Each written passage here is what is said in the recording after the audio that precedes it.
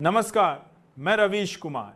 दोस्तों, राजनीति का खेल है। यहां भरोसा भी बिकता है और समर्थन भी अचानक गायब हो जाता है। उपराष्ट्रपति चुनाव में इंडिया गठबंधन ने ऐसा चक्रव्यूह रचा कि बीजेपी के नेता अब माथा पकड़कर बैठ गए हैं। नायडू जी समर्थन वापस लेने की तैयारी में हैं और इधर क्रॉस वोटिंग की खबरें ऐसे फैल रही हैं जैसे दिल्ली की गर्मी में अफवाहें उड़ती हैं। अब सवाल यह है कि बीजेपी की चौकड़ी टूट रही है या फिर यह सब महज चुनावी शतरंज की चाल है। असली तस्वीर कौन सी है, यही समझना सबसे मुश्किल काम है। दोस्तों, पूरी खबर विस्तार से बताएंगे हम आपको इस वीडियो में, लेकिन उससे पहले आपसे एक छोटा सा अनुरोध है। अगर आपने अभी तक इस वीडियो को लाइक नहीं किया है तो अभी लाइक कीजिए, वीडियो को अपने दोस्तों और परिवार के साथ शेयर कीजिए और कमेंट में जरूर लिखिए कि आप यह वीडियो भारत के किस शहर या किस राज्य से देख रहे हैं। उपराष्ट्रपति का चुनाव इस बार सिर्फ वोटों का खेल नहीं, बल्कि एक ऐसा सियासी चक्रव्यूह बन गया है जिसमें बीजेपी खुद को घिरा हुआ पा रही है। इंडिया गठबंधन ने ऐसी चाल चली है कि कभी अजेय समझी जाने वाली पार्टी अब अपने पुराने विरोधियों के दरवाजे खटखटा रही है। खबर आ रही है कि नायडू जी समर्थन वापस लेने की तैयारी कर रहे हैं और इसी बीच क्रॉस वोटिंग की चर्चाओं ने बीजेपी की मुश्किलें और बढ़ा दी हैं। हालत यह हो गई है कि कल तक जो पार्टी भाजपा की सबसे बड़ी दुश्मन थी, आज उसी पार्टी के नेताओं से भाजपा के बड़े बड़े नेता मिलने जा रहे हैं। कोई फोन कर रहा है, कोई अपॉइंटमेंट मांग रहा है और सबका मकसद है अपने उम्मीदवार सीपी राधाकृष्णन के लिए समर्थन जुटाना।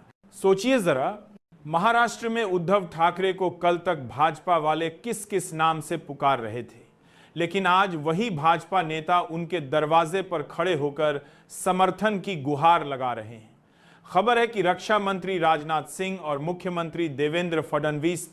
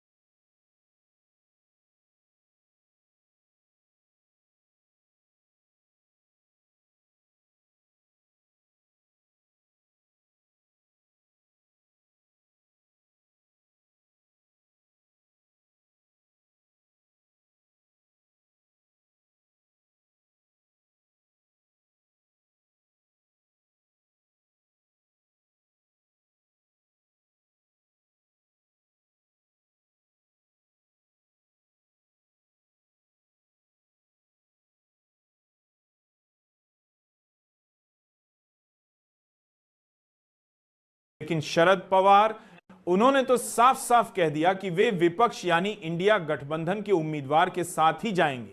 सीधा जवाब, बिना लाग लपेट। तो दोस्तों, तस्वीर साफ है। एक तरफ भाजपा नेताओं की मिन्नतें और अनुरोध, तो दूसरी तरफ विपक्षी नेताओं की सख्त ना। संजय राउत का कहना है कि यह सब इस बात का सबूत है कि भाजपा उपराष्ट्रपति चुनाव में हार के डर से घुटने टेक चुकी है। सोचिए जरा, कल तक जिनसे भाजपा हर मंच पर भिड़ती थी, आज उन्हीं से समर्थन की गुहार लगा रही है। यही है भारतीय राजनीति का सबसे बड़ा व्यंग्य। जहां आज का दुश्मन कल का संभावित दोस्त बन जाता है। दोस्तों, भाजपा इस समय हर दरवाजा खटखटा रही है। विपक्षी दलों को मनाने की कोशिशें जारी हैं, लेकिन अब तक उनकी एक भी कोशिश कामयाब नहीं हो सकी है। इससे पहले कांग्रेस के सामने भी राजनाथ सिंह की दाल नहीं गली। भाजपा चाह रही थी कि इंडिया ब्लॉक निर्विरोध ही सीपी राधाकृष्णन को उपराष्ट्रपति बना दे। इसी मकसद से राजनाथ सिंह ने कांग्रेस में देख सकते हैं अध्यक्ष मल्लिकार्जुन खड़गे को फोन तक किया, लेकिन वहां उनकी बातों को भाव तक नहीं मिला। इसके बाद इंडिया ब्लॉक ने अपना उम्मीदवार घोषित कर दिया, तेलंगाना से आने वाले सुप्रीम कोर्ट के रिटायर्ड जज बी सुदर्शन रेड्डी, और यहीं से भाजपा की मुश्किलें शुरू हो गईं। कांग्रेस ने ऐसी चाल चली कि चंद्रबाबू नायडू धर्म संकट में पड़ गए। खबरें यह हैं कि एनडीए से उनका समर्थन वापस लेने की स्थिति बन गई है। यह कोई मनगढ़ंत कहानी नहीं है। जो खबरें सामने आई हैं वही बता रही हैं कि भाजपा के लिए हालात कितने कठिन हो चुके हैं। उदाहरण के तौर पर नवभारत ने लिखा, खतरे में मोदी सरकार, एनडीए समर्थन वापस लेंगे, चंद्रबाबू नायडू, इंडिया ने खड़ा कर दिया धर्म संकट। तो सवाल यह है कि आखिर धर्म संकट है क्या? दरअसल इंडिया ब्लॉक ने जब बी सुदर्शन रेड्डी को उम्मीदवार बनाया तो भाजपा को सबसे बड़ा झटका तेलंगाना और आंध्र प्रदेश की राजनीति से मिला। सुदर्शन रेड्डी का ताल्लुक तेलंगाना के रेड्डी समाज और रेड्डी जिले से है, और वहीं चंद्रबाबू नायडू का समर्थन आधार भी 2013 से 18 के कार्यकाल में राजस्थान की भाजपा सरकार में सीएम थी वसुंधरा राजे सिंधिया, जो कि राजस्थान का पहली महिला सीएम थी। मुख्यमंत्री बनने के बाद एक बहुत बड़ा फैसला लिया कि गांव-गांव में शराब की दुकान खुलेगी, लेकिन गांव के लोगों ने कहा हमको शराब नहीं, शराब की दुकान नहीं, हमें पानी चाहिए। और लोगों ने इसका खुलकर विरोध प्रदर्शन किया। वसुंधरा सरकार ने दुकान बंद करने के वसुंधरा सरकार ने उन सब पे गोलियां चलवा दी, जिसके कारण 14 किसान मारे गए।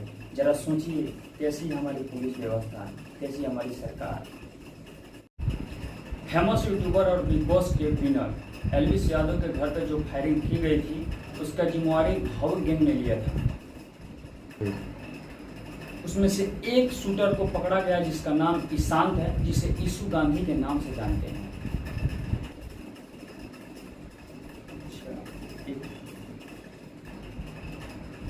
फरीदाबाद क्राइम ब्रांच ने पकड़ा है और शूटर के फरीदाबाद क्राइम ब्रांच ने पकड़ा है और शूटर के पैर पर गोली भी मारी है।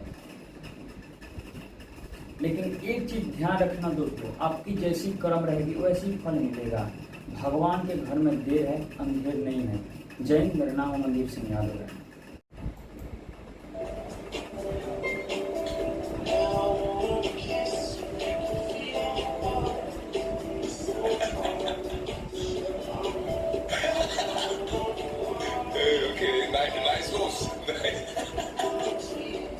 Nice moves.